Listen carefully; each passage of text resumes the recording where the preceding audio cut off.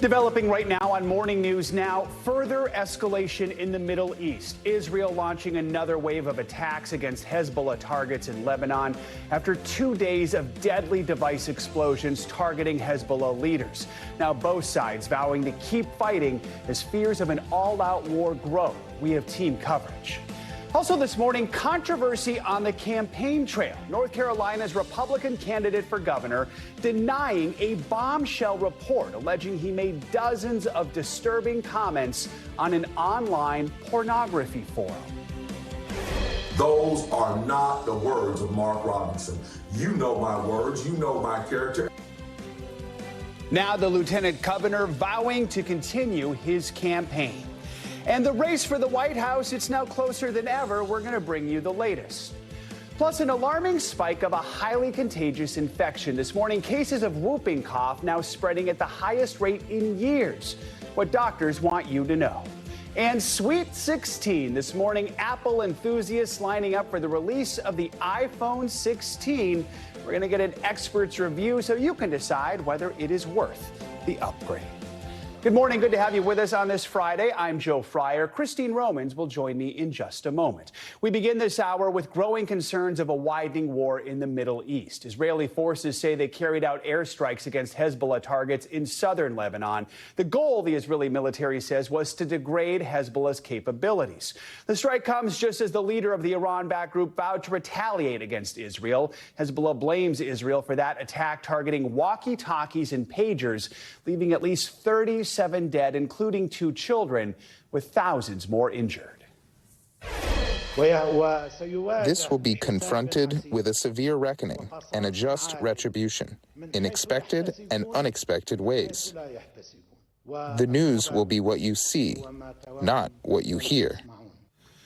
We have team coverage of this developing situation. In just a few moments, we're going to hear from NBC News military analyst, Medal of Honor recipient Colonel Jack Jacobs.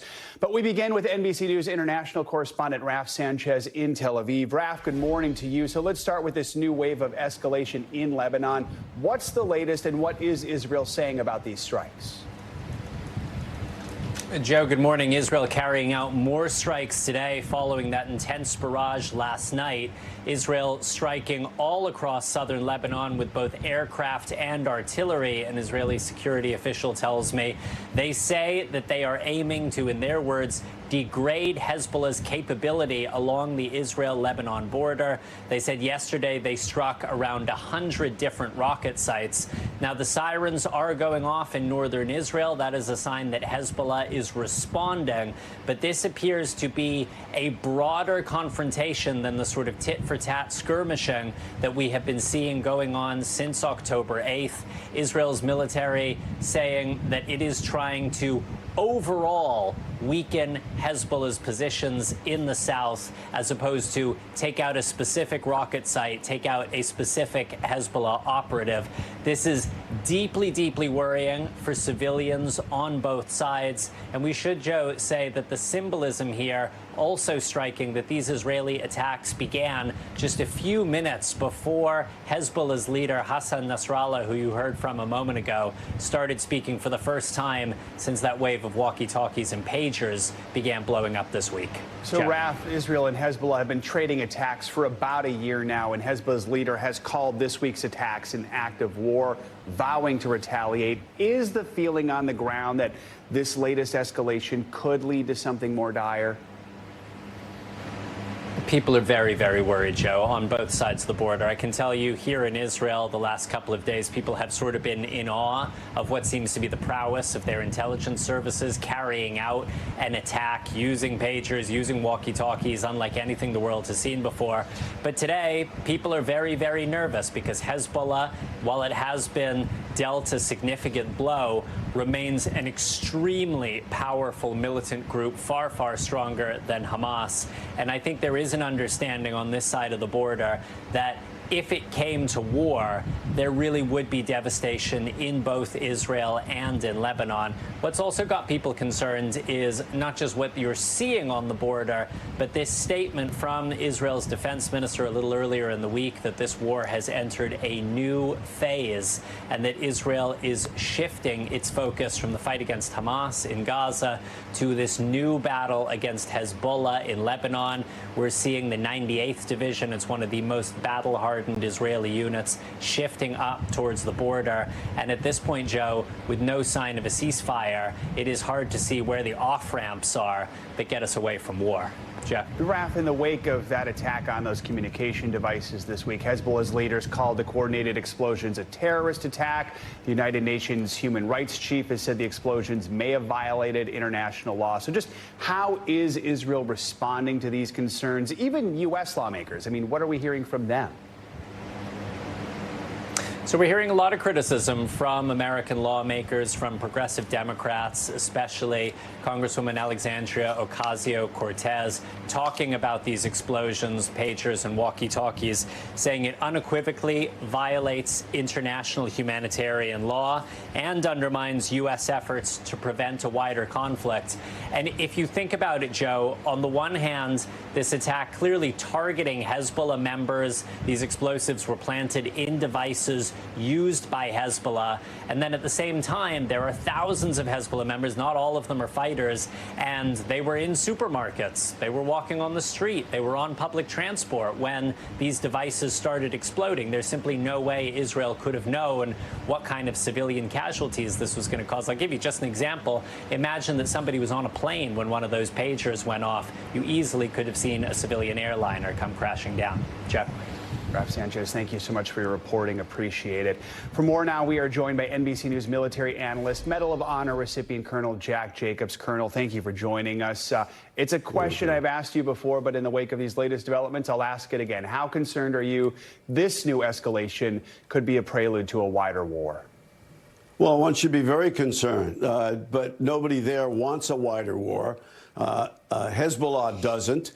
Iran doesn't. That's why they use Houthis, Hamas, and Hezbollah to do its bidding. Israel doesn't. The United States, nobody wants a wider war. But all it takes is one small mistake, and you will have a wider war. Iran in particular is not interested in a wider war because against Israel, it would fare extremely poorly. That's why it's content to permit and encourage others to attack Israel. And there's a groundswell of opinion inside Israel to shift its focus from Gaza, which to many people inside Israel looks like a fool's errand, and shift the interest to protecting the northern border, particularly those Israelis who live near there. Securing the northern border is extremely important to all Israelis. And at the end of the day, the real decisions will revolve around what happens with Netanyahu politically inside Israel, Joe. So, Colonel, if there is a wider war in the region, what is Israel's capability to fight on more than one front if they're still heavily engaged in Gaza? And also, Raf mentioned Hezbollah is a powerful militant group. What are their capabilities?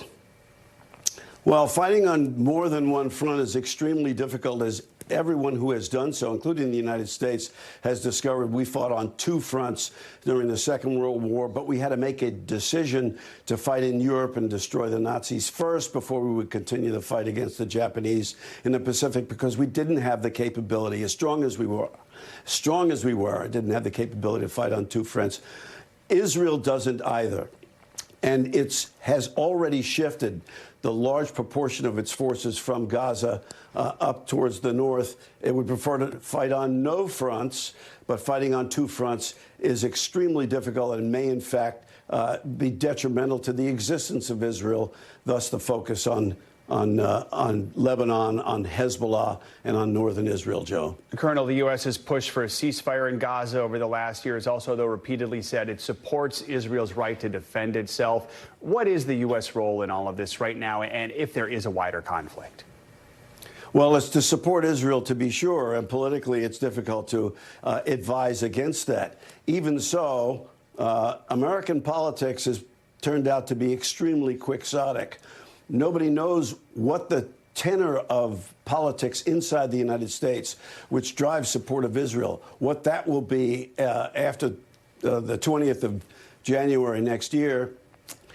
Who is in the Congress, who holds the keys to the money, who holds the influence in both the White House and the Congress, that will tell you whether or not Israel will be able to be supported fully the way it has been in the past, Joe. All right, so many factors at play here. Colonel Jack Jacobs, as always, appreciate your expertise. Thanks for joining us.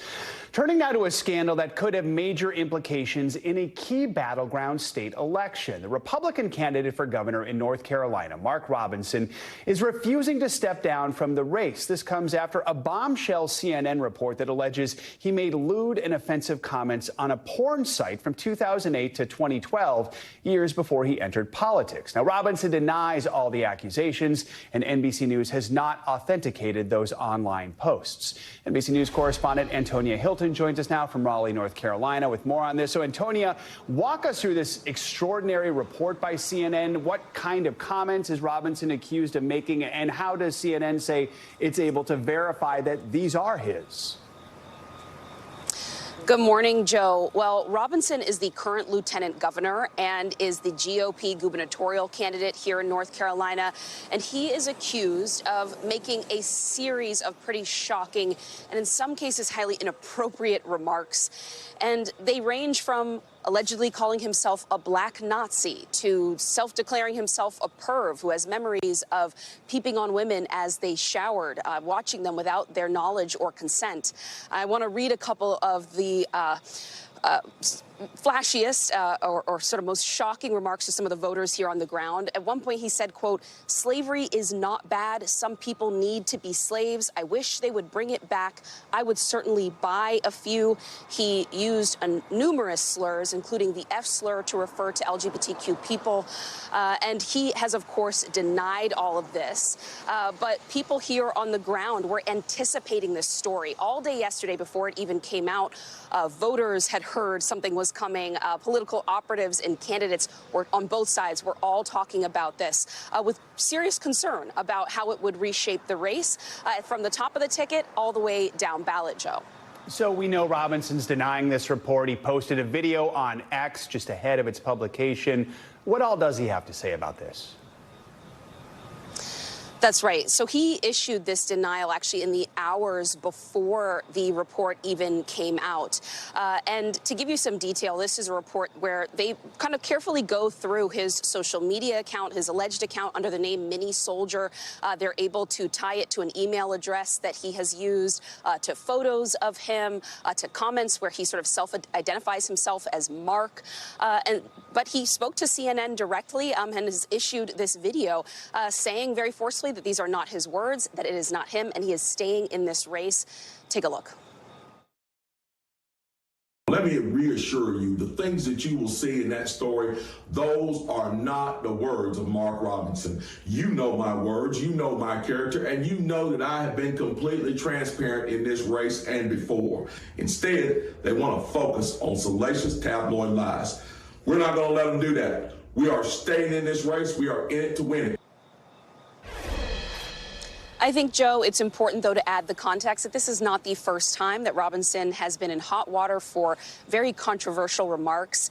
He has at times appeared to cast doubt on the Holocaust and its reality, and has made comments about women that have been seen to be incredibly offensive to women and female voters here in North Carolina. So this is not his first time in the hot seat. Yeah, and Antonia, with that in mind, I mean, what has been the broader reaction from the likes of former President Trump and other Republicans? Is there any pressure on him to step down or to drop out?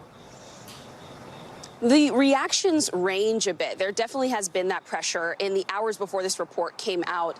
According to different politicians, staffers that I've spoken to here on the ground, there was an effort to get him to drop out. There were even reports that the Trump campaign was asking him not to appear alongside Trump or Vance at upcoming events. But the Trump campaign actually spoke to NBC News and said that there was no truth to that. And the NCGOP released a statement last night without a name or signature on it, backing their guy. And look, The deadline for him to drop out was 11:59 p.m. last night. That has, of course, come and gone. So he is going to be the GOP gubernatorial candidate on the ballot in just a few weeks, Joe. All right, Antonia reporting from North Carolina. Thank you so much. Let's bring in NBC News senior political editor Mark Murray for more on North Carolina, as well as just the state of the race for the White House. Mark, good to have you with us. North Carolina, a state that has not gone to a Democrat in a presidential election since Obama in 2008, but this year it is most definitely a battleground state. The State House in Raleigh right now is run by the Democratic governor, Roy Cooper, but there are polls currently. What are they telling us about both the presidential and the gubernatorial races in the Tar Heel state? When it comes to the Electoral College, I mean, what could this mean to the presidential matchup if Vice President Harris does end up flipping North Carolina? Yeah, Joe, you ended up mentioning that Barack Obama was the last Democrat to carry North Carolina presidential contests back in 2008. However, just in 2020, Joe Biden lost the state by 1 percentage point. It was very, very close. And according to polls right now, Kamala Harris has a very slight lead, although importantly within the margin of error. And in that gubernatorial contest, we end up having Democrat Josh Stein up double digits over Mark Robinson. And that's consistent in other polling. And Joe, as far as the question about what this means for the presidential contest in North Carolina, look, 16 electoral votes for North Carolina are very, very important. If Harris is able to win North Carolina in 2024, that opens up so many other paths to to 270 electoral votes, gives her some margin for error in those Great Lakes stakes, for example, places like Pennsylvania and Michigan. And so, the fact that this is happening in North Carolina with just 7 weeks to go before the presidential election and the overall election is not good news for the Republican Party. Antonia pointed out it's highly unlikely Robinson's going to step aside or be pushed out of the race. But if that happened, what option do Republicans have? Yeah, Joe, again, as Antonia ended up mentioning, last night was the deadline, 11:59, for another candidate to appear because overseas and military ballots have already been issued from North Carolina. So these ballots are going. Republicans could always decide to say, hey, we want to have another candidate. Perhaps maybe there's a write-in possibility, but their options are severely limited after last night's deadline passing. Let's talk about the big picture nationally now in the presidential race. Are we seeing any shifts in the polls following last week's debate between VP Harris and former President Trump? Joe, the totality of polls indicate that Democrats are now in their strongest position in all of 2024. I mean, one reason why was the switching of Joe Biden as the Democratic nominee. The other is obviously what happened after the debate. You end up having a Fox News poll that now has Kamala Harris up 2 percentage points among registered voters. That's within the margin of error. Other polls show a similar thing. Now, there was a New York Times Siena poll that shows a tied race. And it is worth noting, Joe, that even though Democrats are in the strongest position they've been in a while, this race remains incredibly close. Yeah, I mean, but those polls do reflect this bump in the polls in favor of Vice President Harris that we've seen since she joined the race 2 months ago. Democrats, though, what's key is they need to hold on to that so-called blue wall in the Midwest in November. So let's break that down. What are the latest on those battleground states that will be vital in this election? Joe, it's kind of the same picture that we see nationally, that Democrats are in their strongest position in the past entire year. A batch of Quinnipiac polls end up having Harris ahead within the margin of error in Michigan, in Pennsylvania. Wisconsin is very close. But, Joe, there were other polls that end up showing Pennsylvania tied. We've seen just tons and tons of polls over the last 48 hours. And, again, the conclusions are, one, that Harris and Democrats are in their strongest position in an entire year, and two, that this still remains a very close race, and a shift of 2 or 3 points could change what we're seeing right now. I feel like you're going to utter those words a lot in the coming weeks. All right, Mark Murray, good to have you with us. Mark, yeah. Thanks so much. Appreciate it. With such a tight race, the vice president leaned on one of her major celebrity endorsements in Michigan last night. It was an event hosted by Oprah Winfrey. NBC News senior White House correspondent Gabe Gutierrez has the latest from the campaign trail. Vice President Harris once again in the critical swing state of Michigan, this time getting a celebrity boost from Oprah Winfrey at a live-streamed event. Madam Vice President, hello. Welcome to Michigan. It's so good to be back. Winfrey with this plea for voters. We are all together, united for one cause, and that is to get out the vote for Kamala Harris. And with in-person early voting beginning in several states, a new poll showing just how tight this race is. Harris and former President Trump tied at 47% nationally. And in the key state of Pennsylvania, Harris has a slim lead within the margin of error. Meanwhile, the former president looking to boost Republican congressional candidates, making a pitch in deep blue New York. With terrorists and criminals pouring in, and with inflation eating your hearts out, vote for Donald Trump. What the hell do you have to lose? While Harris has attacked Trump on health care. They intend to end the Affordable Care Act, all based on concepts of a plan. Concepts. The former president is pledging to lift the $10,000 cap on state and local tax deductions, known as SALT, even though the controversial cap was part of his signature tax law in 2017, a move critics said targeted Democratic-leaning states with high property taxes. Now, I will cut taxes for families, small businesses, and workers, including restoring the SALT deduction. Focusing on concerns over immigration, Trump now says he plans to visit Springfield, Ohio, where he's faced fierce criticism for his comments about Haitian immigrants. Back to you. All right, Gabe, thank you so much. The future of Trump Media is up in the air this morning. The firm hit a third straight record low when the stock market closed yesterday, a day when Wall Street reached record highs. Former President Trump owns 57% of the company, which also owns his social media app, Truth Social. Before now, he and other investors were banned from selling shares because of a merger earlier this year, but those selling restrictions expired yesterday. Editor-in-chief of Investopedia, Caleb Silver, joins us now with more on this. Let's get to Trump Media in just a moment, but first just talk about the economy. Great day on Wall Street, S&P, Dow, huge gains. We know the markets hate uncertainty. We had the Fed rate finally come forward this week and say the Fed say we're going to cut these interest rates. Is the feeling that inflation is under control right now? What was going on yesterday on Wall Street? Yeah, finally, I think investors got a chance to digest the Fed's statement and the fact that it made such an aggressive move by lowering rates by 0.5%. And I think once that made its way through the psyche, I think we had a big rally, right? It was a lot of bulls yesterday on Wall Street, a little bit of a sell-off today. But stocks at record highs is an indication that investors have a lot of confidence and can see the future. And the future, according to the Fed, is lower interest rates through the rest of this year and next year. By the end of next year, Joe, they expect the Fed funds rate to be at 3.4%. That's significantly lower than it is today, and that opens up a lot of possibilities for investors. Let's talk about Trump Media. Explain these restrictions on being able to sell it and what it is we're seeing right now, both with former President Trump and just with other investors. Yeah, when a company goes public, there's typically a 6-month lockup expiration for insiders when they cannot sell their shares that were granted to them before the initial public offering. In this case, it was a special purpose acquisition company, a SPAC, that went public with Trump Media. But Trump and others, the insiders, are barred from selling shares until 4 p.m. yesterday. That's when the lockup expiration expired. That stock has been selling out precipitously over the past month, but really since it went public about 6 months ago, used to be worth about $10 billion. Now it's worth $3 billion. So insiders can sell as of this morning, really as of last night, and already the shares are down 4% in pre-market trading. Trump stock, you kind of mentioned here, it's dropped nearly 80% since it went public in March. It had that surge when he survived his assassination attempt, but then we've sort of seen a drop, especially after the debate last week. Should he hold on to his shares? I mean, I know it's not up to you to decide, but I mean, what do you think is going to happen? Well, they're worth about $1.8 billion given the share price right now and falling as soon as that stock opens today. But he has vowed to not sell his shares. Doesn't mean he can't or he won't. But there's others that also own about 15 to 18% of the company that are on the inside who can also sell. Plus, there's also about 600,000 individual shareholders that have bought this stock, probably on a bet that Trump will return to the White House. They could sell at any time. So if we see some more selling pressure, especially big movements, and those will be flagged through an SEC filing, you could see the stock falling even more. But it is basically a bet that he'll return to the White House by those who believe in it. That's basically what this stock is at this point in our time. Yeah, right it's now, a company right? that really has one product, and that's that Truth Social app. And that company only did about $2 million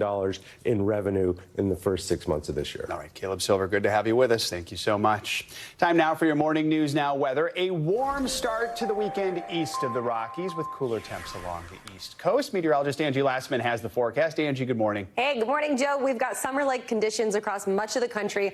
Waking up this morning to warmer than normal temperatures, and that same trend is going to continue all the way through our afternoon hours. Look at all of these spots across the country that are at least hitting 80 degrees by this afternoon. Minneapolis into the low 80s, Denver into the high 80s. We've got mid-90s for both Wichita and Dallas, as well as Houston. El Paso heads to the mid-90s, and even the warmth spreading a little farther to the east. Charleston expected to head to those low 90s, while Buffalo tops out at 81 degrees. Still, 81 degrees, that's more than 10 degrees above where we should be for this time of year, kind of wrapping up summer and heading into fall. We've got that same kind of trend lasting into tomorrow, too. 88 for St. Louis, mid-80s in Detroit, Cincinnati at 91 degrees, mid-80s for Roanoke, and you guessed it, those 90s are continuing for folks across Texas and Oklahoma. They've just had a brutal summer when it comes to temperatures, and that trend isn't over just yet. Speaking of summer wrapping up, the autumnal equinox, that happens on Sunday, and temperatures in places like Boston will feel a little more fall-like. Mid-60s expected Sunday, Monday, Tuesday as we roll into our next work week. We've got the low 70s for Philadelphia, not bad for this time of year as well in Richmond as we top out into the 70s. But take a peek at Cleveland, at Cincinnati. We still have those 80s as we wrap up our weekend and head into next week. Big picture look for today. We've got some storms that are going to chug through parts of the Great Lakes and the Midwest. Not a whole lot in the way of severe weather, but still could be impactful to any Friday afternoon plans, so watch for that. If you're watching from out west, we've got comfortable conditions for you. Plenty of sunshine up and down the East Coast, but again, those hot and humid conditions last across parts of the South. The tropics, we are far from done with hurricane season, of course. We've got to go all the way to the end of November, and we're watching kind of a large area of really disorganized thunderstorms.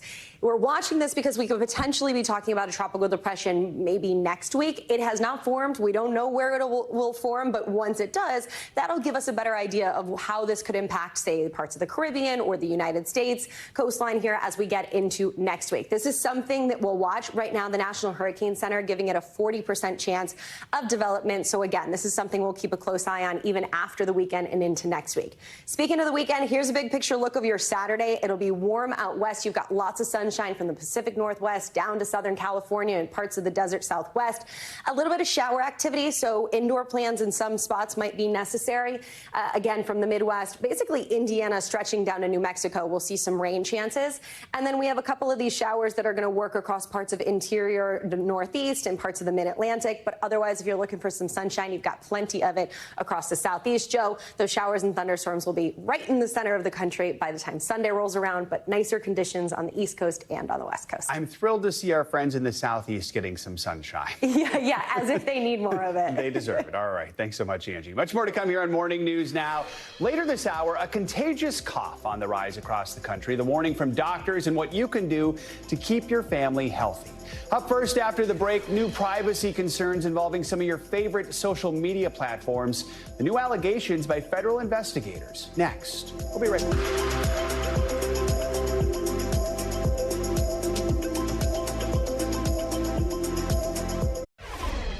And we're back with a warning from federal investigators about sharing your personal information. The Biden administration is accusing widely used social media and streaming companies of collecting and selling information about anyone who uses their platforms, even people who don't. NBC News senior correspondent Tom Costello has more. Federal investigators call it a vast surveillance of anyone using some of the most popular social media and streaming companies, including Amazon's Twitch, Facebook, YouTube, Twitter X, Snap, TikTok, Reddit, WhatsApp, and Discord, gathering user age, gender, and location, even marital status and income to target ads and sell the data to third parties. They've amassed vast profiles of just about every American, including Americans that don't even use these services. The FTC says companies are too often failing to protect personal information, exposing users, including children and teens, to a range of threats from identity theft to criminal stalking. And Congress needs to create tough new privacy laws. What are these companies doing with the data they collect on all of us? we were quite disturbed by the fact that some of these companies did not even know all of the third parties with whom they were sharing data. Today, many of the companies refuted or declined to comment on the report, though in the past, Meta Facebook CEO Mark Zuckerberg has defended his company. We give people the ability to connect with the people they care about and to engage with the topics that they care about. Online advertisers said consumers understand the value exchange and welcome the opportunity to have access to free or highly subsidized content and services. But security pros say most of us simply scroll through the long user agreements when we sign up. It's either opt-in or you don't get to use the service. And so many people are in a hurry and they don't read it.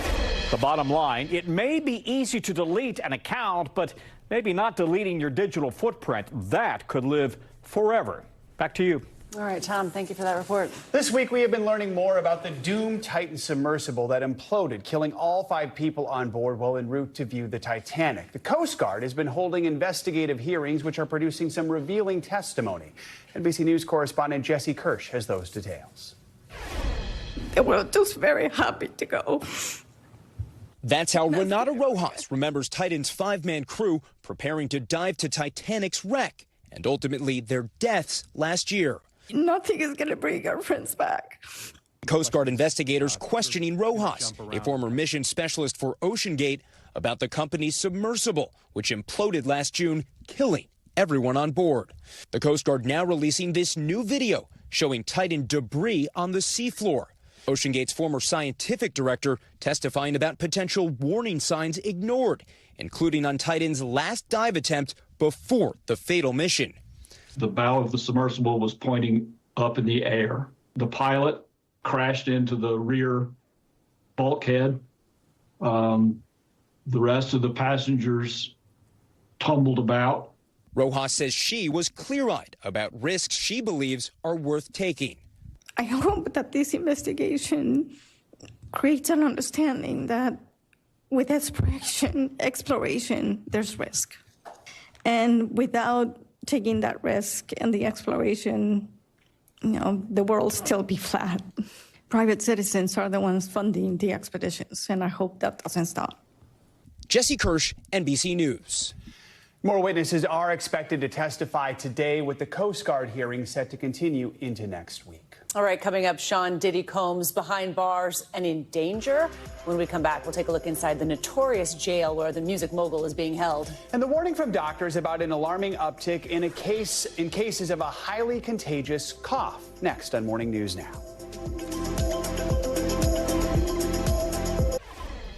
Welcome back. After a judge denied music mogul Sean Combs' appeal for bail this week, he's set to remain behind bars until the start of his trial.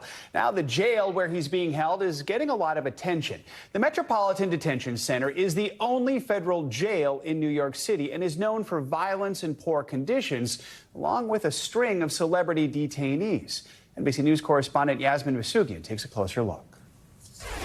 From his $48 million Miami mansion to hell on earth where chaos reigns. Just some of the words used to describe the Metropolitan Detention Center where Sean Diddy Combs is now being held without bail after pleading not guilty to sex trafficking and racketeering charges.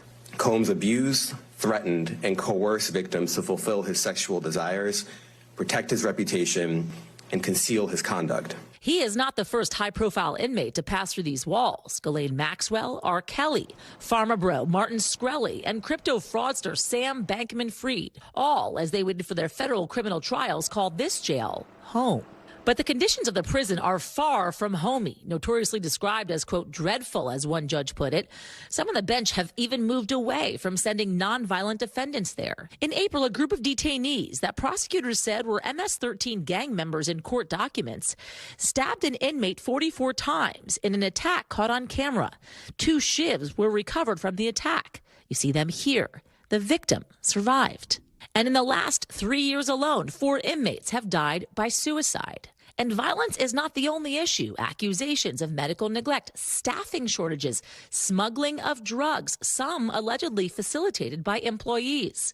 At least 6 staff members charged with crimes in the last 5 years, according to the AP. Some accused of accepting bribes and providing contraband. I've had clients describe NBC as hell, as the worst conditions they've been in. Lance A. Clark, a federal defense attorney who's been there many times. Now, if the government is going to mandate that they are responsible for your well-being, they have to ensure the safety of your well-being. Occupy the streets until they get heat.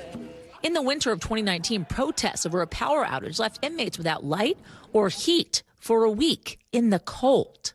I understand how cold it must be in those cells, and not to have any electricity, any lights, and to not be able to communicate with your family is just inhumane. The prison has about 1,200 detainees and is the only federal prison in the nation's largest city. The DOJ shut down New York City's other federal jail, the Metropolitan Correctional Center, back in 2021, 2 years after Jeffrey Epstein died by suicide there. A Bureau of Prisons spokesman telling NBC News they, quote, take seriously addressing the staffing and other challenges at MDC Brooklyn, adding the director appointed an urgent action team and they've increased staffing. MDC has historically had tremendous problems and the problems aren't resolved. Combs' lawyers originally hoping he could await trial under house arrest at his mansion, now arguing for him to be moved to a prison in New Jersey in the lead up to this trial, citing the prison's poor conditions, violence, and deaths. On Wednesday, his lawyer said he was being held in a special housing unit with an extra level of security. And our thanks to Yasmin Asugian for that report. All right, doctors across the country are concerned about a spike in cases of the highly contagious illness known as whooping cough, which is now spreading at its highest rate in years. The Centers for Disease Control says cases this year are about 4 times higher compared with the same time last year. Let's bring in NBC News medical contributor Dr. Kavita Patel, who joins us now with all you need to know about this disease. Doctor, good morning. First, why are we seeing such a spike in cases and who's getting sick? Yeah, good morning, Christine and Joe. So it's probably several factors leading to this spike. Declining vaccine rates, especially because of the COVID-19 pandemic, waning immunity from childhood vaccines over time, which we can see. And then there's just kind of this relaxation of preventive measures that we saw in COVID-19 that reduced COVID-19 and other respiratory infections. But it's now leading to this uptick, over 14,000 cases, as you saw, in whooping cough this year. So this is an upper respiratory infection, but how is it different from COVID or even the flu? And help us understand what makes whooping cough so contagious and so dangerous. Yeah, so the biggest distinction, Joe, is that it's actually caused by a bacteria called Bordetella pertussis rather than a virus, which is what causes COVID or the flu or a number of other respiratory diseases. The symptom is characterized by these severe coughing fits. And when you hear it, you know, and they sound like a distinctive whooping sound. It's something that's so classic, Joe, but not all cases always have those symptoms. So it is always worth checking out. But it is a much more kind of severe, deeper cough. It's very dangerous in infants. And as you mentioned, highly, highly contagious. It can spread for weeks if it's untreated. And because it's bacterial, we have a treatment and we also have a vaccine. No, for those who want to stay safe heading into the fall, there is a vaccine available, doctor, for infants and children as well as for adults. How effective is it? And who should consider getting the vaccine this year?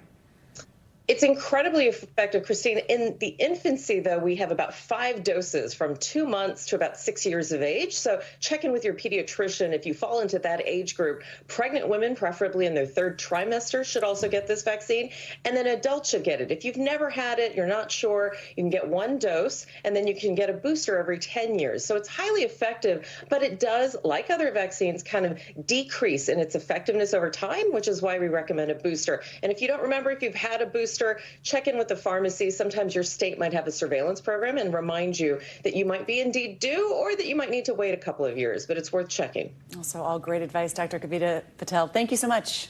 Thanks. Thank you. Coming up, Apple of my iPhone. That's right, Apple's latest smartphone is out this morning. But is the iPhone 16 really that sweet? When we come back, we'll get an insider's look at the features so you can decide for yourself. You're watching Morning News Now.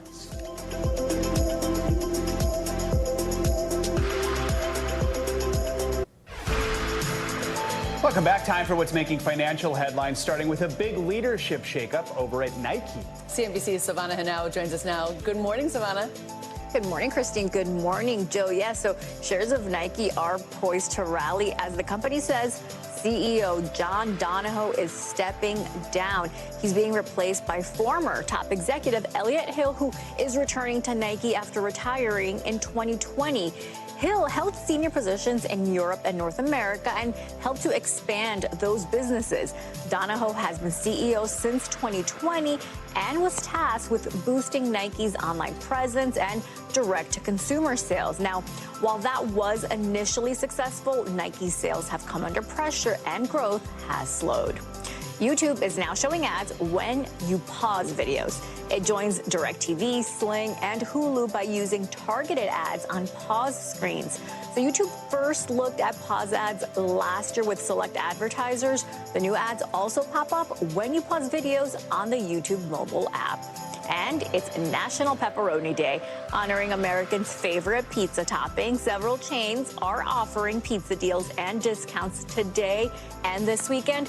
Domino's has introduced moreflation. Customers who order 2 medium, 2-topping pizzas can upgrade 1 to a large for free. At Papa John's, you can pair any 2 or more Papa pairings items, including pizza, wings, and breadsticks for $6.99 each. Fans of Little Caesars can take advantage of a 3-meat treat. That's a large pizza with pepperoni, sausage, and bacon for just $8.99, guys. Now, pepperoni is not my favorite topping. Mine is very polarizing, but... Oh, are you a pineapple medium bacon person? Oh, yeah. Okay. Wait, there is no disagreement. Pepperoni is the best kind of pizza. I'm just saying. Fact check, true. Pepperoni is the best pizza. See, there's disagreement. Look at that. But I'm here, Savannah, for moreflation. I'm here for moreflation. If it has to do with pizza meat, I'm there. Thank you. Yeah, I mean, yeah. Thanks, Savannah. You got it. More business news. Apple's new iPhone 16 officially hits shelves across the globe today, and some tech experts are saying it's the best iPhone you could buy right now. Like previous versions, it's available in the regular styles, the 16 and 16 Plus, and then the more enhanced 16 Pro and 16 Pro Max. Of course, I still have an iPhone 7. Oh, come on. I do. It's a big thing. This iPhone has a button. It has the on button. The button's great, by the way. Wow. That came out in 2016, in case you're wondering. We have NBC News personal technology analyst Joanna Stern here to break down everything you need to know before you buy. She's also the senior personal technology columnist for the Wall Street Journal. Joanna, good morning. Walk us through what makes this iPhone 16 stand out compared to previous models and why Joe should consider being in the upgrade cycle. I was going to say we need to talk about that iPhone 7. Brave, very brave man, but not very good, not getting security updates. So I don't know how safe you are. Okay. Yes, let's talk about these new phones. Maybe I can convince Joe that he should go out and buy one because he's going to see a big upgrade. But yes, obviously these are the best phones Apple's made because they're the newest phones. And every year Apple puts out the best phone because it's an improvement from the years before. But I will say this is the good news. If you got an iPhone 15 last year or even a 14 the year after, this isn't a huge upgrade. It is a small incremental upgrade, but those who may have had an iPhone 13 or 12 will see a bigger upgrade. And that comes in the shape of better cameras, better battery life, just better design, new colors, all the things. So the new Apple product launches, they were a phenomenon, of course, in the Steve Jobs era. It's been more than a decade since he passed away. You've been testing new iPhones for years now. How is the public's perception and reception of these launches changed over time? It really goes to what I was just saying, right? People don't upgrade their phones every year anymore. Those early days, we saw massive revolutionary jumps year to year. I mean, think about your iPhone 7. Then came the iPhone 8 and then the iPhone 10, and the iPhone 10 had no button. It had Face ID. These were big leaps in how we use our phones. They were thinner. The battery life got better. That doesn't happen that much anymore. I mean, these changes are incremental. Even in my reviews, I'm going to talk about one of the fun thing I did with my review this year, which is kind of in response to this. But even in my review, I say this new battery life is amazing, but it's still pretty good what you had last year. Same with the cameras. I mean, I every year I compare those photos side by side. I go back 3 models. I put them up on my monitor. I take them in different lighting. I don't see a huge difference. I mean, I see some, but are people doing what I do? You actually built your own generative AI bot to help field questions and advice about the new iPhone. That's so cool. Tell us about that and why you decided to launch it now. Well, look, this phone is actually all about AI. And that maybe I'm not giving that enough credit in this conversation, but the reason for that is that the phone's launched today, but Apple Intelligence, Apple's AI version of everything else you've seen, the ChatGPTs and the Google Geminis, that's coming with these iPhones, but it doesn't launch until October, until iOS 18.1 comes out in October. So today people buying it won't get that, but then they'll get a software update. And this software update is going to give you a better Siri. It's going to let you rewrite some of your text. It's going to help you clean up your photos. It's all going to use generative AI. And I thought, what better way to do my review than create a bot, Joanna bot, that's my bot, to answer your questions. And actually, it also was just great because I get the same questions every year. This is perfect. Joe can go into the bot and say, I have an iPhone 7. How will this iPhone be better? And it will give him, hopefully, tailored advice. We actually didn't really build in for the iPhone 7 because we figured no one had them anymore.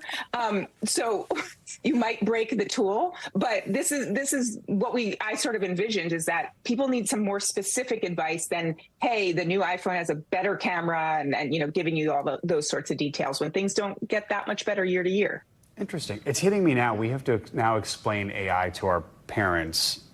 Yeah. When they get their new phones. I know, right? Oh, God. Oh, that's Yes. the next thing. All right, Joanna Stern, thank you so much. And by the way, I think that's going to be a nice thing about it. Yeah. I think this is going to put AI in people's pockets. So yeah. Okay, well, So it'll there you go. force it on them, and then we can move forward. Yeah, thank you so much. All right, coming up, you could call her the employee of the century. Tell me all of your secrets. Don't sweat the small stuff. I drink that much wine with that much water.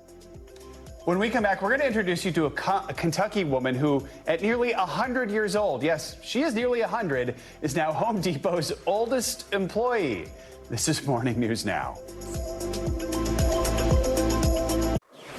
All right, welcome back. The new kids on the block are moving step by step, get it, to Sin City for their debut Las Vegas residency. The 16-show run is called The Right Stuff, of course, named after their 1988 hit. Now, for our younger viewers out there, these guys hit the scene back in '86, paving the boy band way for groups like the Backstreet Boys and Sync and even today's K-pop superstars. And nearly 40 years later, Danny, Donnie, Joey, Jonathan, and Jordan, they're still hanging tough. So grab your hairbrush microphones and warm up those dance moves, because the block party kicks off next summer and tickets go on sale exactly 1 week from today. How quickly 40 years flies by, Joe. My goodness. I have to say, I saw them in concert at the Hollywood Bowl 6-7 years ago, and it is one of the best concerts I've ever been to. I kid you not. Really? And I bet you know all the songs. Even if you don't think you know all the songs, you know all the songs. I knew all the songs, and they put on a heck of a show. All right. All right, thank you, Christine. Finally this hour, what's on the agenda this weekend? Some errands, maybe a trip to Home Depot? Well, if you're lucky enough, you might cross paths with a sales associate who could soon be called the employee of the century. Shannon Kogan from our Louisville affiliate caught up with Jocletta Wilson. She's beaten cancer, been retired 3 times. Oh, yeah, and she turns 100 years old next month. So Shannon asked Jocletta about her secret to a long and healthy life. Did you find everything? 2 mornings a week. It'll be on your receipt there. You'll find Jocletta Wilson at the Westport Road Home Depot from 6 to 10 a.m. Thank you, sir. Have a good day. That's when I'm 100%. Jocletta was born in 1924. Customers coming, is Joe here? Yes, 1924. No, let's get this here. She turns 100 years old this October 4th. She started working here 2 years ago. That is because I want to communicate with people. If you're not working, you lose your art of conversing. And the reader, it reads it under the numbers. I've retired 3 times. Each time it was 10 years. And I got so sick of myself, I couldn't stand it. She spent much of her life dancing. She traveled the world with the June Taylor Dancers. Wow, look at you! And boy, does she still have the moves. Now, would you wear tap shoes? Oh, sure. Yes? And so it would make the sound? With heels. Yeah, but with there was a lot of this with it. She even danced and sang on stage at the age of 94.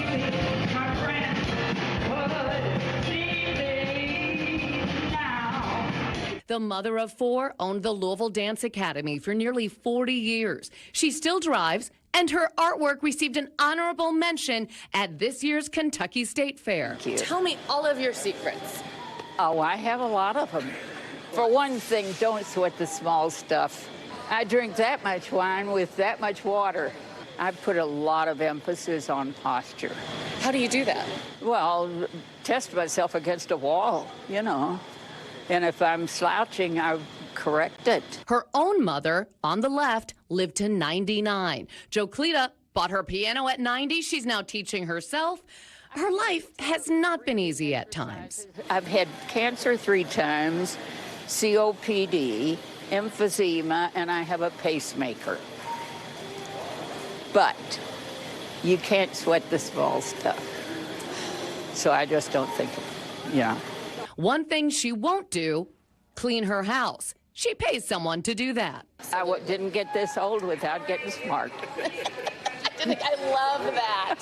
She says she'd consider dating, but he has to be younger than her. Especially has to be able to dance and a good leader. Because I can follow. And her outlook, creating a fulfilling, long life, is something we can all follow. So great posture and housekeeping. Yeah. That is the secret. She will not scrub her floors, and I'm with you, sister. Our thanks to Shannon Kogan for sharing Joclita's story. That's going to do it for this hour of Morning News Now. But the news continues right now.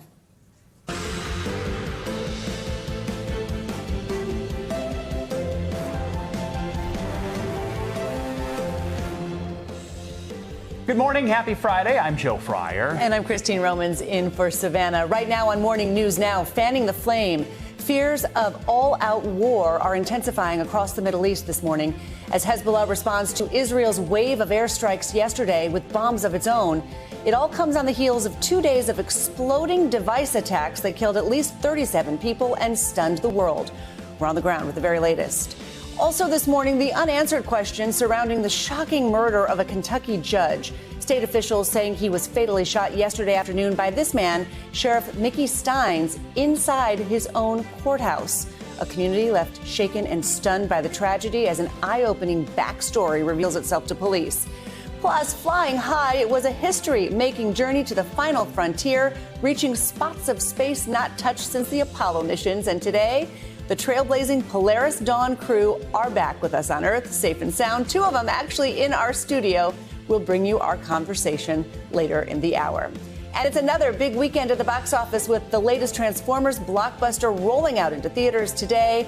But what are the critics saying? We're diving into that and everything else from the world of entertainment you simply can't miss this weekend. With growing fears of an all-out war in the Middle East as Israel unleashed a massive new wave of strikes in Lebanon.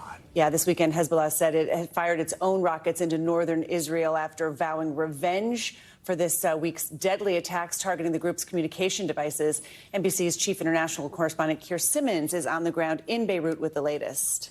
Hey there, good day to you. Today, news of what may be another Israeli assassination, this time neighboring Lebanon here in Syria, targeting a leader of another Iranian-backed group. Observers say his car was hit by a drone, and once again, Israel not commenting.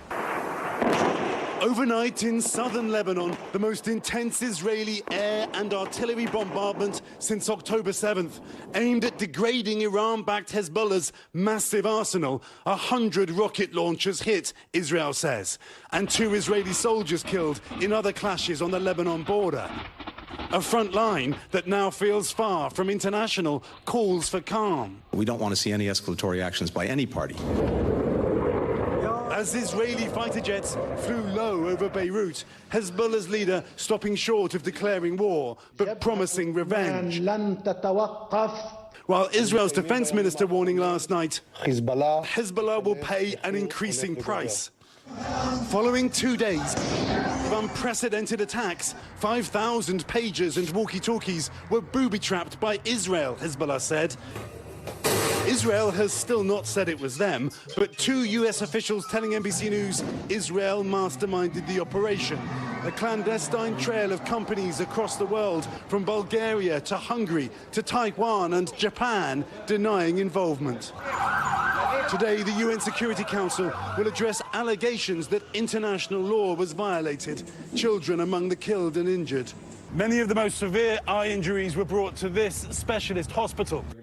This surgeon carrying out 3 eye operations just this morning. We've never seen that much cases of patients and casualties that have been losing their eyes because of the explosions. So yeah, I mean, it's a nightmare. Israel says tens of thousands of its civilians are being targeted along the border by Hezbollah, backed by Iran.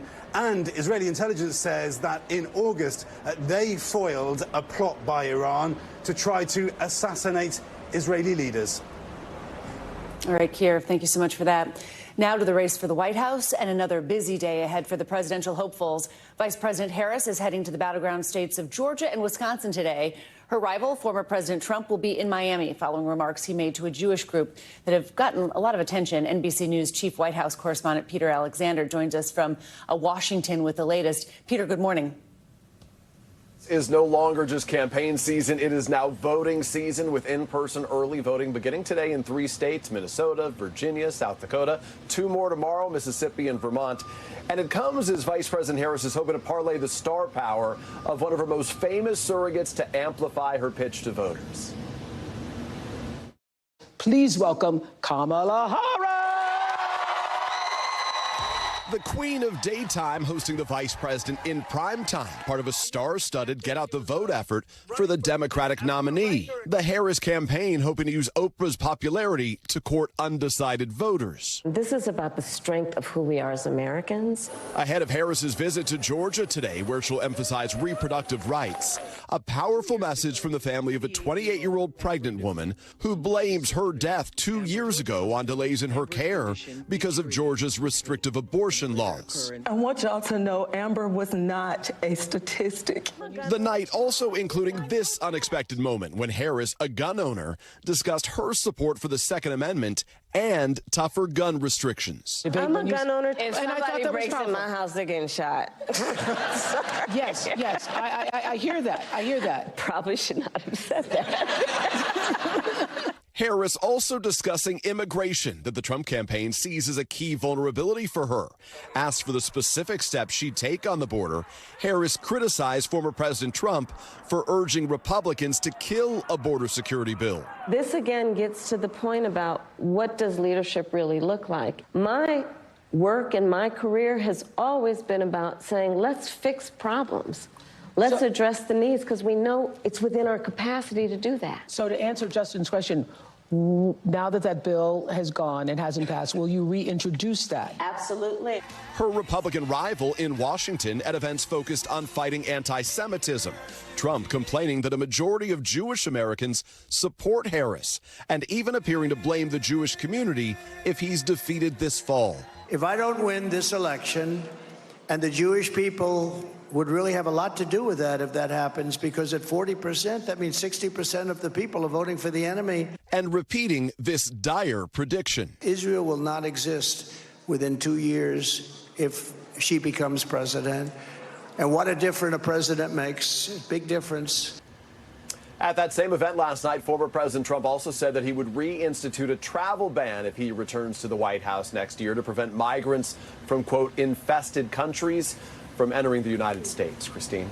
All right, Peter, thank you so much for that. There's a major scandal brewing in North Carolina's governor race, which could have serious national implications in the battleground state. The Republican candidate, Mark Robinson, is refusing to back out of the race following stunning allegations revealed by CNN that he made racist and lewd comments on a porn site. Robinson denies all the accusations, and NBC News has not authenticated the online posts. NBC News senior legal correspondent Laura Jarrett has the story. We are not getting out of this race. Mark Robinson, the Republican candidate for governor in North Carolina, vowing to fight on. The state's current lieutenant governor flatly denying any connection to a disturbing series of posts CNN uncovered online. These are not my words. This is simply tabloid trash. CNN publishing a string of incendiary comments it says it discovered on the message board of a pornographic website, Nude Africa, stretching back to 2008, well before Robinson began his political career. CNN saying Robinson declared in one post from 2010, "I'm a black Nazi," while writing in another, "Slavery is not bad. Some people need to be slaves." CNN also reporting Robinson described himself as a, quote, perv, along with a number of sexually explicit posts. NBC News has not verified their authenticity.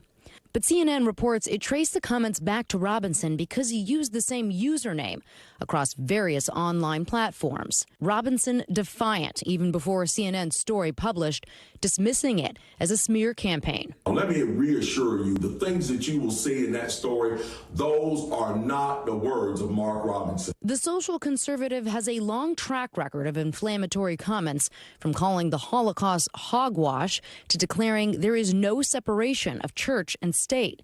Still, he has been embraced by party leaders, including former President Trump. This is Martin Luther King on steroids. Robinson is currently trailing in the polls against Democrat Josh Stein. Late Thursday, North Carolina's Republican Party said they're sticking by him, while the chair of the National Republican Congressional Committee telling reporters, well, the allegations are very concerning. And my hope is that the Lieutenant Governor can reassure the people of North Carolina that the allegations aren't true. Our thanks to Laura Jarrett for that report. This morning, a community in eastern Kentucky is stunned after a district court judge was shot and killed in his own chambers. Perhaps even more surprising, the local sheriff is accused of pulling the trigger. NBC's Sam Brock has more on the search for answers. Hi there. Shocked and shaken. That is how the Chief Justice of Kentucky's Supreme Court described the Letcher County community this morning. According to state police, Judge Kevin Mullins was found inside of his chambers with multiple gunshot wounds. And the man charged with his killing, the county sheriff, who's now facing one count of first-degree murder. An uncommon sight outside the courthouse in Letcher County, Kentucky. Crime scene tape following a stunning tragedy. Longtime Judge Kevin Mullins found Thursday shot and killed inside his own chambers, with local Sheriff Mickey Steins charged with the murder. State police say gunshots followed an argument inside the courthouse. Police say the sheriff, who turned himself in, is now facing one count of first-degree murder. Investigators unable to offer an explanation or motive. That's questions that we're still trying to get answers to, what led up to the actual shooting itself and the moments prior to. Judge Mullins was appointed in 2009 after serving almost a decade as a prosecutor and appeared passionate about helping those struggling with drug addiction. And they're just good people, but, I guess bad things can happen to good people. With the motive unclear, Sheriff Steins was cited as a defendant in a 2022 lawsuit about a deputy accused of using the judge's chambers while demanding sexual favors from an inmate. Steins is accused of not properly training that deputy, who was later fired. According to court documents, Steins was scheduled to testify in a deposition on Monday. The murder comes on the heels of a string of shocking violence against judges. In accordance with the laws of the state of This dramatic video shows the moment earlier this year that a defendant leaped over a bench to attack a judge in Las Vegas. On Thursday in Alaska, a man was indicted for allegedly sending more than 460 text messages threatening to harm 6 Supreme Court justices. And in New Jersey, a sweeping law enacted to protect the personal information of public officials after the son of a federal judge was killed by a gunman at their family home. Back in Kentucky, following the murder there, Governor Andy Beshear writing in a statement, "There is far too much violence in this world, and I pray there is a path to a better tomorrow." And NBC News has attempted to reach the attorney for Sheriff Steins, but so far has been unable to find one assigned to the case. As far as next steps here, state police say that there were witnesses in the building, but not in the chambers. They will no doubt be interviewed. Also, there is video surveillance. It's not clear where in the courthouse that was. Sam Brock, NBC News. Back to you. All right, Sam, thanks so much. Now for a check on your morning news weather. It looks like a stormy weekend in the plains and the Midwest. Meteorologist Angie Lastman tracking this chance for storms for us. Good morning, Angie. Good morning, Christine. We've got a couple of spots that we're going to have to watch and maybe make some backup plans, maybe indoor plans for folks in those spots. Let's start with the East Coast, though. We've just got a quick update on those coastal flood alerts. They are still there. We're still going to be looking at high tide difficulties that could lead to some waterfront flooding, so something to watch if you're planning on heading to the coast today. Otherwise, like Christine mentioned, it's the Midwest and parts of the plains that we're watching over the next 2 days. We've got a couple of systems that are working their way to the east. They could pop up some of these thunderstorms already this morning. We've seen some thunderstorms along this cold front as it works across the Great Lakes. Tomorrow, it'll mainly be from Wisconsin stretching to New Mexico that we see this line of thunderstorms form. Again, the severe risk, not all that impressive, but something to note if you have outdoor plans over the next couple of days. Here's the areas we're looking for general thunderstorms today: Kansas City, Champaign, Illinois, St. Louis, all included in that, stretching up into Michigan. But again, the risk for some really strong to severe storms isn't there. So that's the good news for that. We're also watching some kind of just unorganized thunderstorm activity across parts of the Caribbean. This is going to be something we closely watch to see when exactly we could potentially be seeing a system develop and what it does from there. When we don't have a system developed, it is really hard to tell exactly where it'll end up in a week's time or even longer than that. So this is just kind of the general area that we and then, of course, the National Hurricane Center are going to keep a close eye on to see if we could have a tropical depression developing by the middle of next week. Either way, it's going to be slow to kind of come together. So this will be something that isn't just like a over the weekend thing. This is going to last into next week, and we'll see kind of what it means for parts of the Caribbean, parts of the United States. I would say that we could see impacts anywhere across that area if it eventually gets its act together. So something to keep tabs on.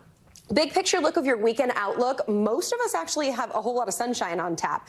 There's a couple of trouble spots. I'd say, again, the plains stretching up into parts of the Midwest. That's where the shower activity will be. Not looking at, again, some of those stronger to severe storms, but still impactful with the rain. We've got warm conditions out west and a whole lot of sunshine from the Pacific Northwest stretching down to the south. We've got lots of sunshine in the southeast. Temperatures running warmer than normal for the southeast for tomorrow and cooler than normal across parts of the Northeast. That's a bit of a different story compared to what we've been dealing with. But notice the 90s stay with us across the Gulf Coast. We'll see plenty of sunshine for the West Coast. And again, those showers and thunderstorms, they're going to have to keep an eye on those, Christine, from Texas to Michigan as we get into our Sunday. Still technically summer, but not for very much Only longer. for a couple more days. The fall equinox is on Sunday. So technically, fall starts Sunday. Right. Nice to see you. Thanks, Angie. You too. Much more to come on this Friday edition of Morning News Now. Later in the hour, we'll take you to Springfield, Ohio, where tensions are still high in the wake of those controversial comments on immigrants made by former President Trump and J.D. Vance. But first, after the break, the Polaris Dawn crew back on Earth, safe and sound, and two of the trailblazing astronauts are actually here in our studio. We'll bring you that conversation next. We're back now with a landmark moment in space travel. Earlier this week, the four-person Polaris Dawn, that crew completed a successful 5-day voyage in orbit. What made it truly special was that it was the world's first commercial spacewalk featuring an all-civilian team of astronauts. Today's show anchor Hoda Kotb takes a closer look at their space odyssey. That's awesome. In the 5 days between launch and splashdown, the four Polaris crew members made their mark on history, reaching an orbit 870 miles above Earth. SpaceX astronaut Sarah Gillis and Anna Menon flew further in space than any women in history. The Dragon capsule flying higher than anyone since the last Apollo flights to the moon more than 50 years ago. These take us closer to fulfilling SpaceX's dream of making life multiplanetary. With Scott Poteet serving as the mission pilot, the crew also conducting some 40 research experiments and testing new spacesuits in the first ever all-civilian spacewalk, a high-risk operation that required the crew to open the entire capsule, exposing all four of the members to the vacuum of space. Billionaire entrepreneur Jared Isaacman and SpaceX engineer Sarah Gillis venturing outside the capsule. Do you have visual? Affirm, we have visual on the nose cone.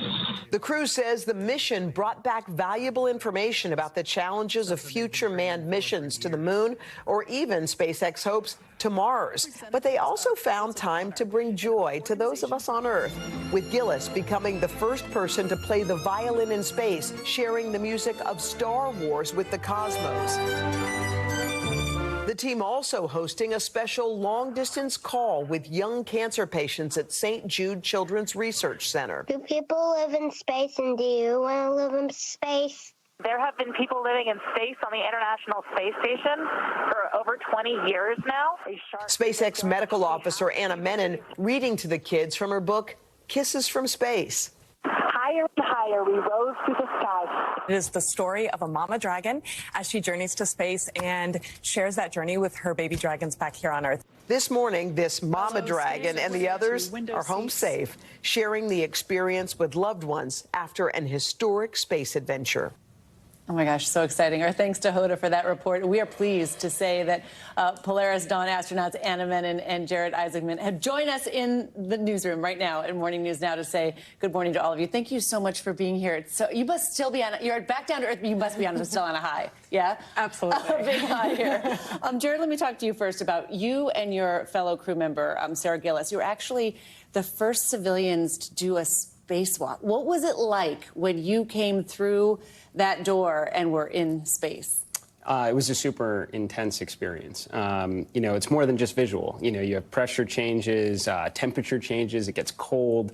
You know, there's exertion, there's adrenaline, but you know, really, we were taking about 14,000 people outside with us that have been working for 2.5 years to build the first new spacesuits like this in more than 40 years. It's really hard to build. So it was exciting to go out there and really put it through all the motions, bring data back, because I mean, we know a future version of this suit is going to be used probably on the moon and Mars someday. So it's pretty powerful. It's so cool. And what were you doing, Anna, when you saw the hatch open, you saw what they were doing? I mean, what were you doing? What were you thinking? It was an incredibly powerful moment. I remember Jared opening that hatch and immediately seeing the black vacuum of space. And it really just impressed upon me what a beautiful world we have here on Earth and how incredible all the people in it are. It must have been like every single second was like, pinch me, this is happening, right? Pinch, or you're working so hard, you're just I can't imagine how you're trying to keep that moment, Jared.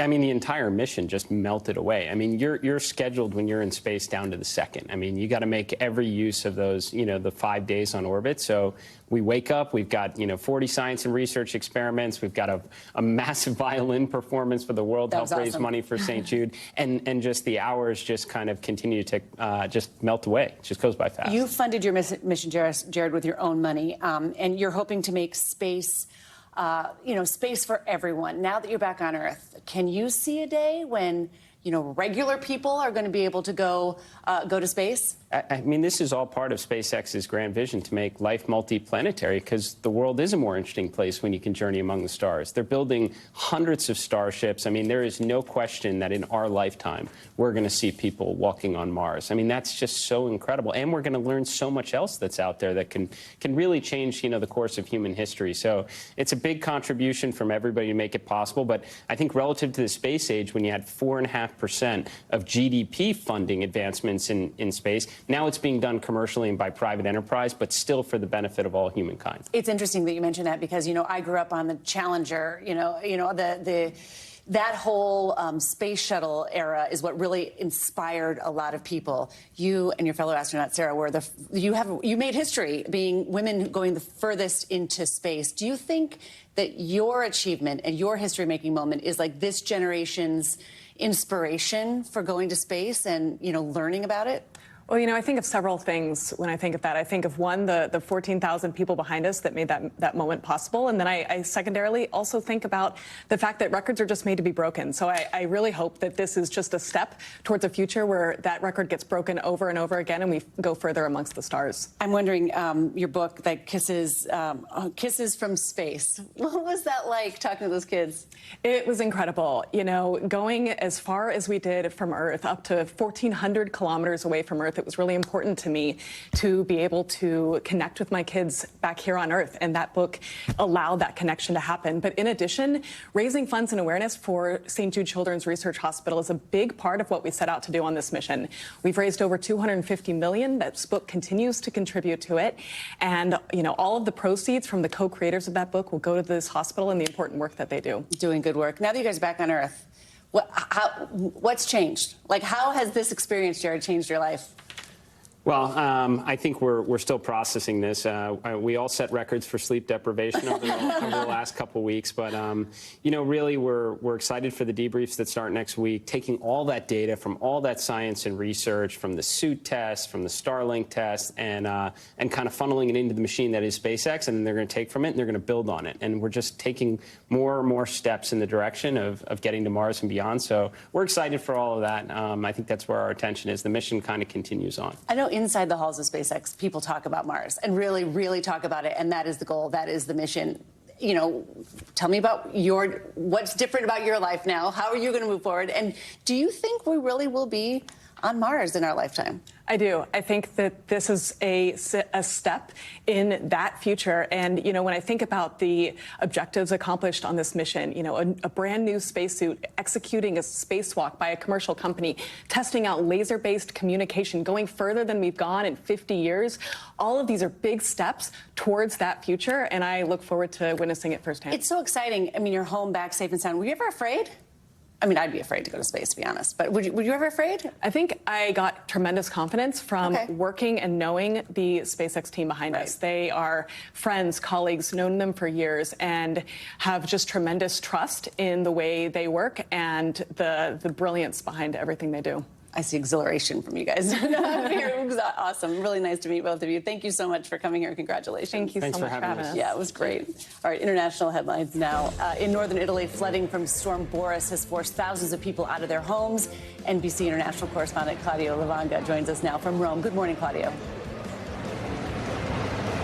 Good morning, that's right. Let's just come back down to earth and start here in Italy, where I am. In the north of the country, at least 2 people were missing and more than 1,000 were forced to evacuate as Storm Boris caused heavy flooding there. Now, entire towns in the most affected region, Emilia-Romagna, were underwater on Thursday as people climbed on the roof of their houses to ask for help. Earlier this week, Storm Boris swept through other countries in Central Europe, causing havoc in Poland, the Czech Republic, Romania and Austria, killing at least 23 people. Let's go to the capital of Ukraine now, where the European Commission President Ursula von der Leyen arrived on Friday for her 8th visit since the start of the war. She wrote on X that her visit to Kyiv arrives as the heating season starts soon because of winter, and Russia keeps targeting anyway energy infrastructure. On Thursday, von der Leyen said that 160 million euros from the proceeding of frozen Russian assets will be allocated to meet Ukraine's urgent humanitarian needs this winter.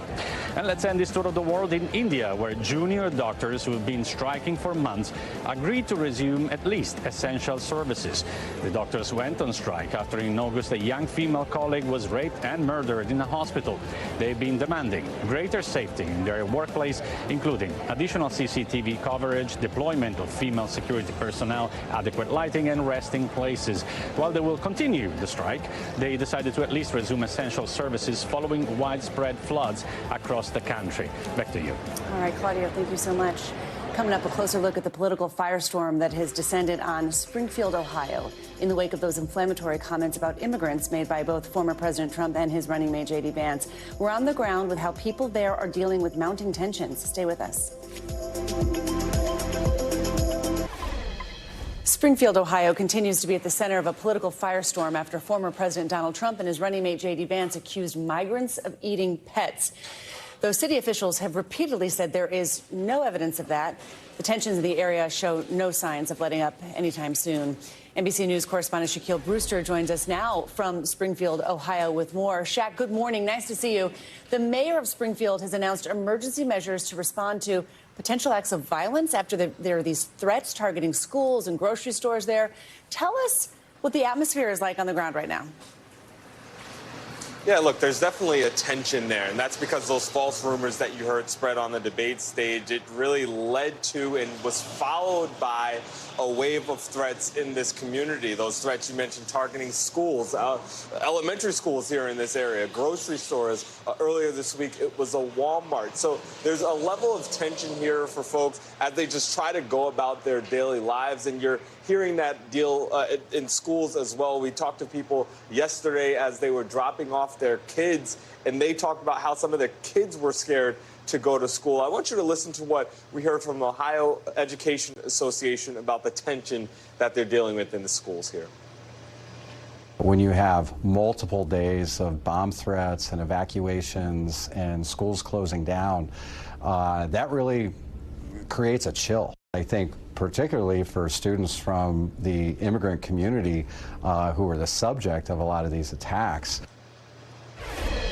Now, Ohio's governor has responded to those threats with a show of force, deploying about 36 state troopers to the schools. They literally go through and sweep for explosives every morning, and then they're patrolled at the schools throughout the day. He says you can expect to see that presence for the foreseeable future. Shaq, Vivek Ramaswamy hosted a town hall in Springfield last night to have a, quote, honest dialogue with local residents. Now, the people in the attendance there were his supporters. He had this to say on immigration. You take 20,000 people who are unprepared to integrate into a community, dump them into a city of 50,000, you're going to get a reactionary response. Then you demonize the people who have the reactionary response. They're going to have ill will, in this case, towards Asian. It's interesting, this morning there's an op-ed, an opinion piece from the governor of the state saying that this city has a history of accepting immigrants for years and years and years. It's sort of the core of what the city's about. Yeah. How are the comments like Ramaswamy's contributing to the tensions there? Yeah, I was at that town hall event yesterday, and you mentioned it was largely his supporters, largely conservative folks who were kind of airing out their grievances. And look, when you talk about before what the situation was here before those false rumors spread, there was a strain, and there is a strain on resources here because of the influx of immigrants from Haiti. People who are here illegally, they have temporary protected status. You talk about lines at the DMV, grocery stores being full, schools feeling the pressure. Ohio's governor responded to some of this yesterday and announced that a mobile health clinic is going to be coming here to Springfield because he said that the healthcare system was being strained by the influx of the population growth that you've had here. So you have that balance of people trying to solve what was a problem here and an issue here, mixed in with the rhetoric that has been false, that has been debunked, and that's really the tension that you've been feeling throughout this community. All right, great reporting, Shaq. Thank you so much. Our NBC News chief White House correspondent Peter Alexander spoke exclusively with First Lady Jill Biden. She gave Peter a behind-the-scenes look at a new interactive exhibit called The People's House. They spoke about political violence during this campaign season. Here's a bit of that conversation. Right now, there's so much serious news that we've been focused on with the concerns about political violence that both your husband and the vice president have condemned multiple times over the course of the last several months. Does it feel like there's something different going on in this country right now? Well, you know, as far as I'm concerned, I feel that Joe and I are in good hands with the Secret Service. I never doubt that. I never feel any fear. And I think they've done an incredible job in protecting. And I'm so grateful that they take care of me and Joe and all of our family. You can catch more of Peter's interview with First Lady Jill Biden. That is tomorrow morning on Saturday Today on NBC. I'm looking forward to that. Coming up, celebrating the one that still makes us laugh 30 years later. That's right. Friends is reaching that milestone anniversary this week, and we thought we'd mark the occasion by going one-on-one with the creators themselves. We're going to bring you that conversation and so much more up next. Welcome back. A new creepy crawler has touched down in the Northeast. Yay! Just in time for spooky season. I'm not sure this is the kind of Halloween decoration anybody had in mind. It's a giant Joro spider. They're sure to give you a scare. Well, they don't pose a threat to humans. These parachuting spiders can grow to the size of the palm of your hand. NBC News correspondent Emily Aketa has all about our unwelcome new neighbor. Stretching up to 4 inches long with an eye-popping yellow color. That is insane. The Northeast's newest creepy crawler seems to be straight out of a spooky thriller. This real-life nightmare now haunting new ground, with younger ones shooting webs to catch the wind and seemingly float to travel. The invasive Joro spider from East Asia has been reported in 9 states over roughly the last decade. Just this month in Pennsylvania. They've arrived to the Philadelphia area, where I live. This isn't okay. And to make matters worse, head of Penn State's Insect Identification Lab, Dr. Michael Scavarla, says they're here to stay in the U.S. Now that we're seeing Joro spiders in new states, what's that a sign of?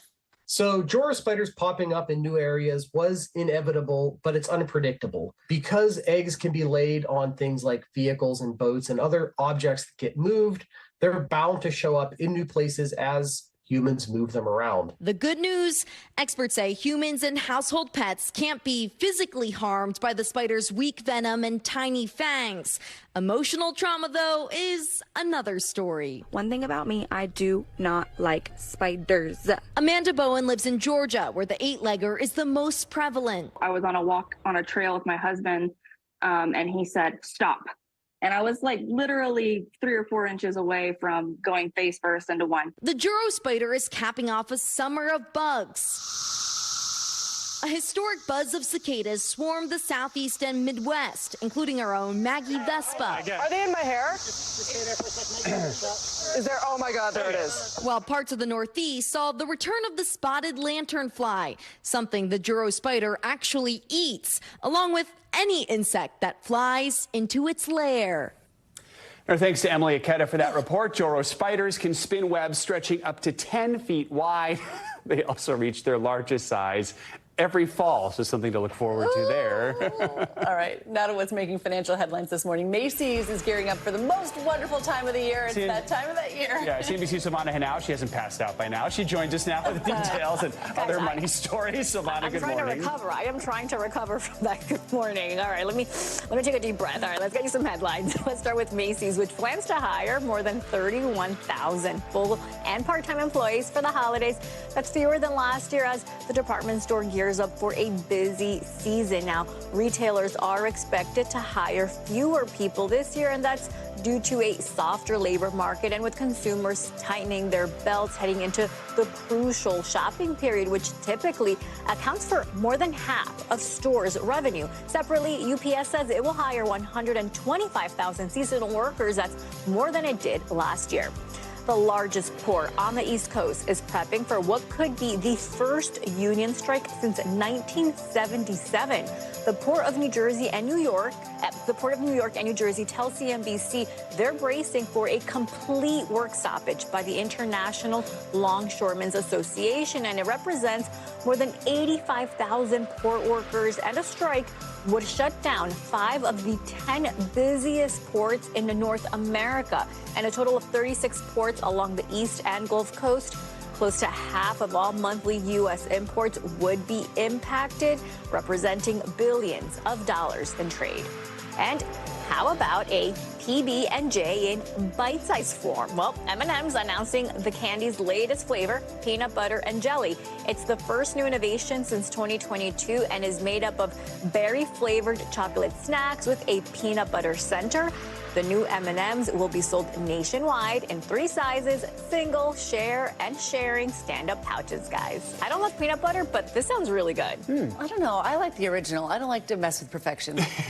Just like a normal plain M&M? You like a plain M&M? Yeah, and pepperoni pizza. Those are great. I'm back to pepperoni pizza, Silvana. All right. Thanks, Silvana. Sunday marks 30 years since the premiere of the hit television show Friends. It remains one of the most popular shows in TV history, and it keeps winning new fans through streaming services. Now, to commemorate the anniversary, the creators have a tradition: an interview with me. We got together 5 years ago for the 25th anniversary, and then again this week. And I still always learn something new from them about this show, or as I like to call it, the one that still makes us laugh.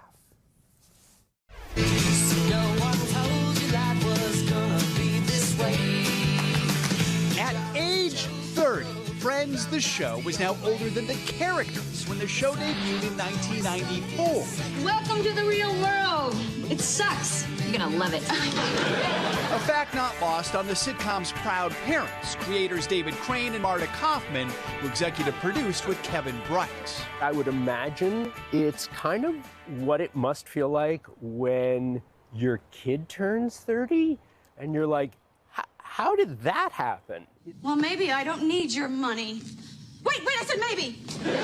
A sentiment recently shared by Jennifer Aniston, who became emotional when looking back on the show. Yeah. It's so strange to even think that it's 30 years old, because it actually I remember the day that it was going to premiere. The cast's chemistry was clear on the first day of rehearsal. When the 6 of them got on stage together, I literally got a chill up my spine and thought, this is special. How you doing? And while it's hard to imagine Friends by any other name, it was Insomnia Cafe, 6 of 1, Friends Like These. Like us, friends like us. You must be grateful it's not Insomnia Cafe. I don't see that being the juggernaut. Viewers became fast friends with Friends, making the 6 leads overnight stars. They spoke with Today about their sudden success just weeks after the premiere. It's pretty amazing. I mean, I think we're all really sort of taken aback by it. Do you worry about staying power? Enjoying things, absolutely, but the work is important. You can't sort of get lazy and sort of sit back and say, hey, we're a hit, we're going to be fine. Yeah. Got to keep up the momentum. Up the momentum. They did for 236 episodes. You're my lobster.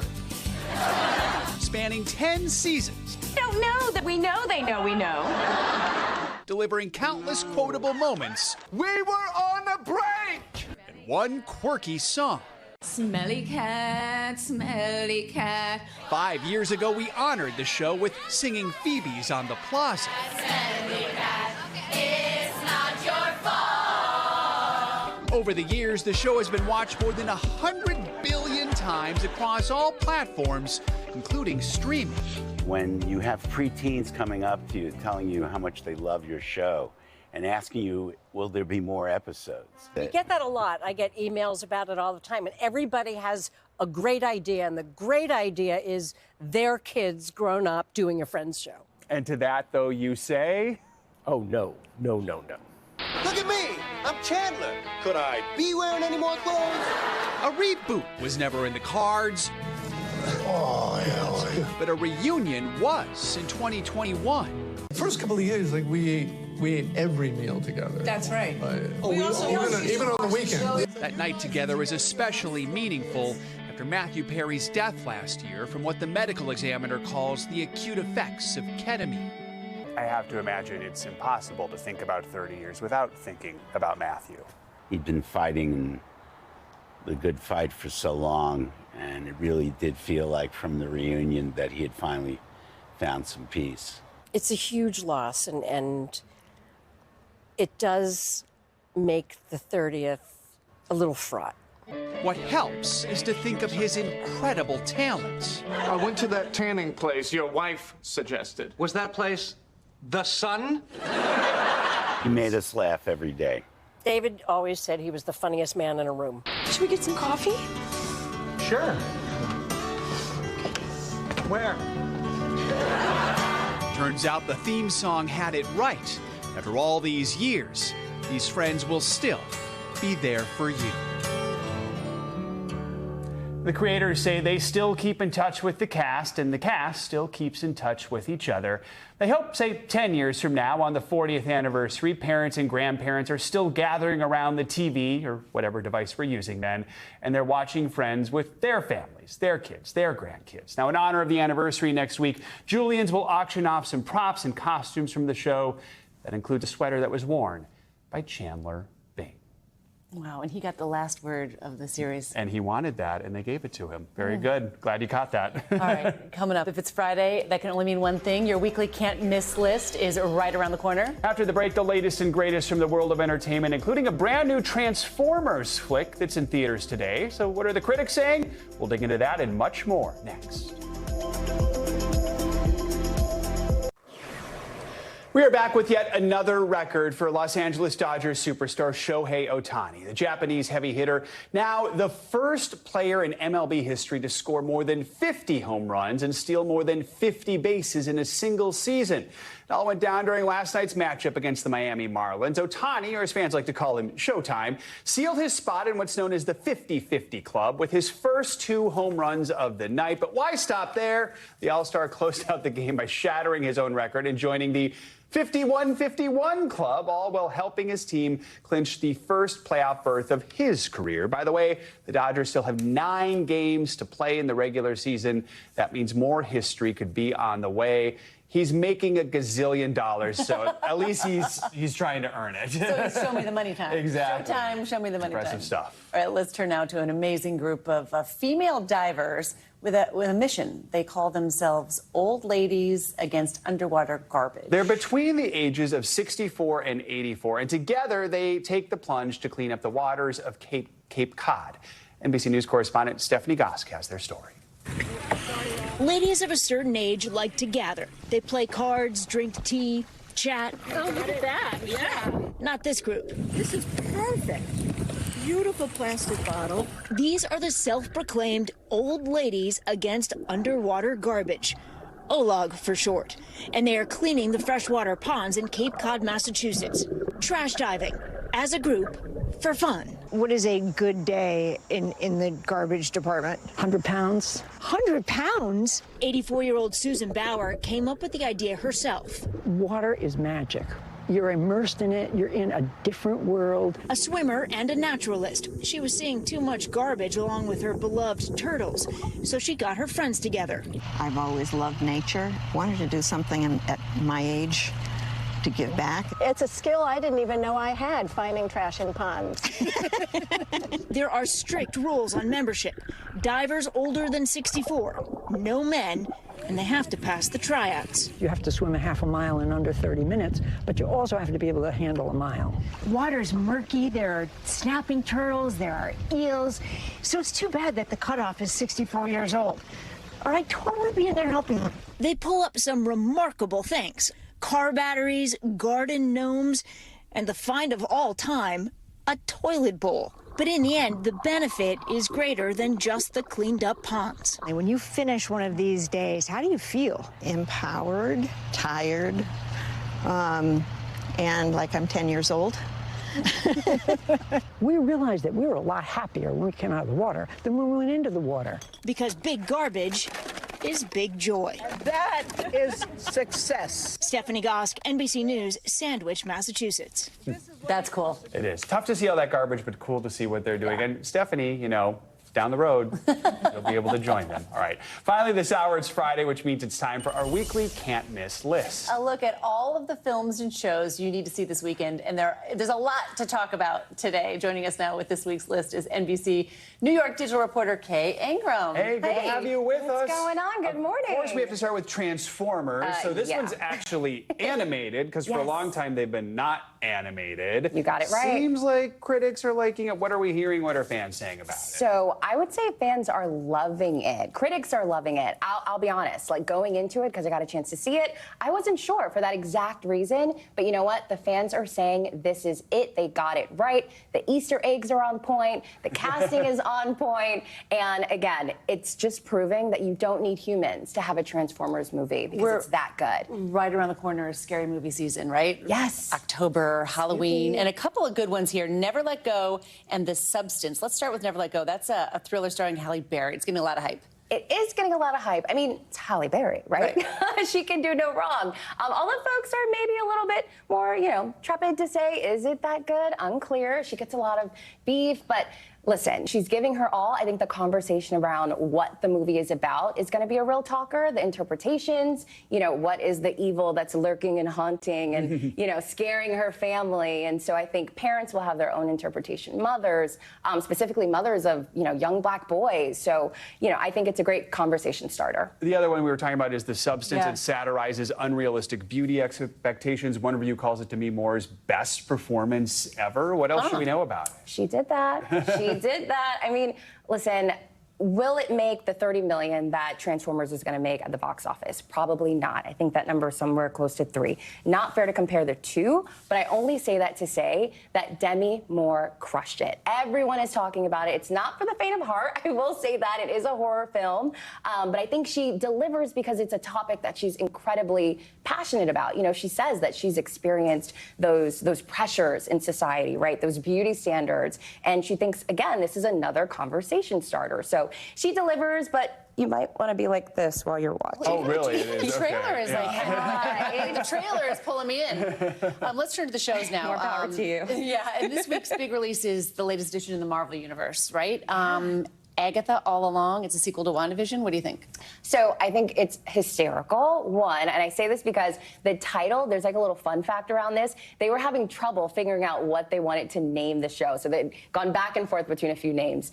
Agatha All Along as a way to remember. If you guys forget, it's because that was the name all along. It's about these witches. You've got Catherine Hahn, you've got Aubrey Plaza, and for folks who are like fans of Hocus Pocus, like I was, it's giving a little bit of that. So, you know, looking for witches, trying to get their power back. They're fun. It's a joyride. You don't need your broomstick. So. And you get the comedic actresses in there, too, which always gives it a little bit of fun. Hysterical. All right. Let's hop over to the DC universe. The Penguin, Colin Farrell. What do we need to know about this? Well, we need to know that he's back. He is back reprising his role as the Penguin. If you remember, back in 2022, the film starring Robert Pattinson, you know, he was the Penguin. A lot of folks watching that, myself included, was like, is this going to be a sequel? It needs to be if it's not. And so that's what this is. It's a spin-off, and so he's getting his own moment. And so basically where that movie left off is where we're picking back up with Colin Farrell. So you're learning all about the Penguin and his plans for power. I always love seeing that anyone who plays the Penguin, dating back to like Danny DeVito when I was young. Be in the show. Danny DeVito is? Yeah, okay, well, there you go. The makeup is And extraordinary. do we have time for Matlock starring Kathy Bates? We do. Ooh, yes. Okay, the big thing about this, why it's a can't miss, is because this exact show that she's doing, before she did it, she was actually considering retiring from acting, which is like hard to believe because I'm like, we need Kathy Bates. So this was the show that got her, you know, solidified. She's like, okay, I'm back. And, you know, of course, we all know Matlock from the 80s. So she's bringing it back, but it is a little different. And look, she's showing that it doesn't matter your age. You can do it. You can solve those mysteries. And she hopes that, you know, it goes on for many, many years. So no She's retiring. The perfect choice for that. I met her, and she's actually one of my all-time favorite celebrity interviews because she was the nicest person. Oh, that's the She best. memorized every single member of the crew's name who was there. Wow. And then when the interview was done, like 45 minutes later, Yeah. went and thanked every person individually by name. She remembered their names. It was Here to Kathy. extraordinary. So nice to see. I'm a big Awesome. Kathy Bates fan. All right. Thank you, Kay. Thank you so much. That is going to do it for this hour of Morning News Now. The news continues right now.